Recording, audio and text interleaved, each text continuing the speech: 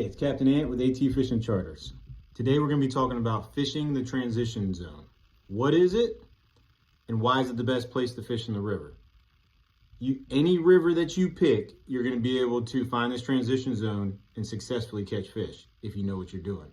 So today we're going to discuss that. For this video, I'm going to be using the Potomac River because it is where I live and where I fish on my charters. So I know it the best. So stay tuned and we'll get right into it. All right, let's dive in. The transition zone, what is it? Again, for the purpose of this video, I'm gonna be talking about the Potomac River. But if you're going to look to fish a river and you're trying to do your research and find out the best place to start, this isn't a bad place to start. Find your transition zone and start. I think it's the best fishing in any river, but you can drop your comments below and see if you agree. All right, so let's get into it. In the Potomac, the upper Potomac is freshwater. The lower Potomac is saltwater. Okay, where these two meet is called the mixing bowl. All right, inside the mixing bowl, there's what's called a salt front. This salt front is where they detect salt first. Okay, that salt front moves up and down the river depending on the tides and depending on how much rainfall we get, all that. Okay, so it's very important to pay attention to the weather when you're planning on fishing a transition zone.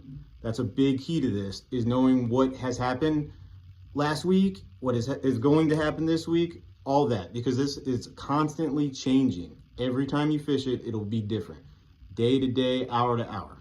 Okay. Our transition zone here in the Potomac River is from about Quantico to the 301 Bridge and its tributaries. Now, in between that is brackish water. Now that brackish water, the salinity is always changing in there by the amount of rainfall we get or how the tides are going or the lunar cycle, whatever the case may be, okay? Now, brackish water can be very challenging to fish if you don't know what you're doing. But if you do know what you're doing, it can also be very hard to get a goose egg, okay? So if I'm out there fishing for northern snakehead, largemouth bass, and I'm not getting any bites, and I'm like, what the heck's going on? I can go out and catch rockfish. I can go out and catch catfish.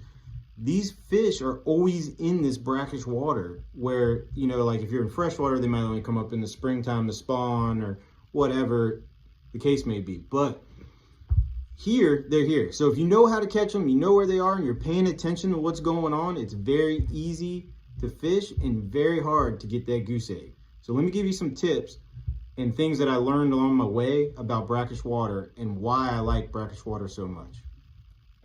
All right, having that freshwater and saltwater fish in the same location is a big perk to fishing brackish water. But if you don't know how that salinity works and you don't know what to target or when to target it, or you're not paying attention, it's just like fishing anywhere else, right? So you're just gonna be casting and casting and casting. So here's some tips I learned I'm gonna share with you. Okay, so think about this. We talked about that salt front line, right? So if we pay attention, we know it's been raining for a little bit, that line pushed way back and now we're in freshwater. Okay, so the fish that we're targeting are going to follow the bait. All right, saltwater is a lot denser than freshwater. Okay, so sometimes when like if you're targeting, say we're going to target bass or northern snakehead, and I know the water is really fresh, I could target them at the mouth of the tributaries. I could target them anywhere really. It's probably going to be good fishing. Now if that water's super salty, it could have pushed some of that bait way back up in the creeks. So I might want to go way back up in the tributaries to try to catch northern snakehead or largemouth bass, right? Because they're going to follow where the bait goes. So if I'm out there and I'm fishing, I'm not having luck, and I'm not catching northern snakehead, the beauty part about it, we can go catch rockfish. But we got to know what the salinity is. Are they going to be deep in the water column? Are they going to be high in the water column? Where is that salt front line at? So these are things that you got to pay attention to. Weather. You know, when I started, I went out, I had a notebook, I was writing all down the water temperatures, all this stuff. Nowadays you can do it all on your app, like FishBrain, all that stuff. But that's something to think about, something to pay attention to, but you have to understand how salinity works when you're fishing brackish water if you want to be successful.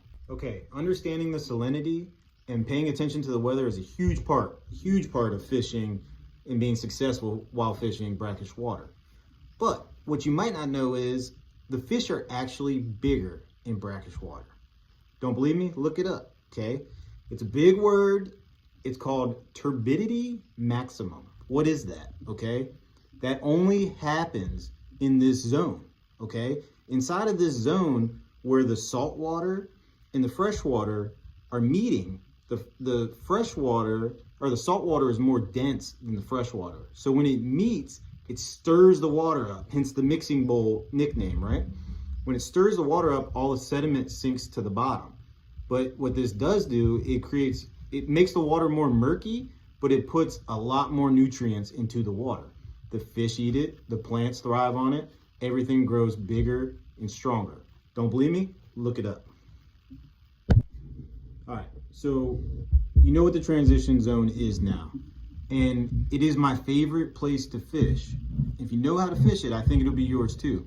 Whenever you're going to look for a river or go to try out a new river or something, it's a good place to start.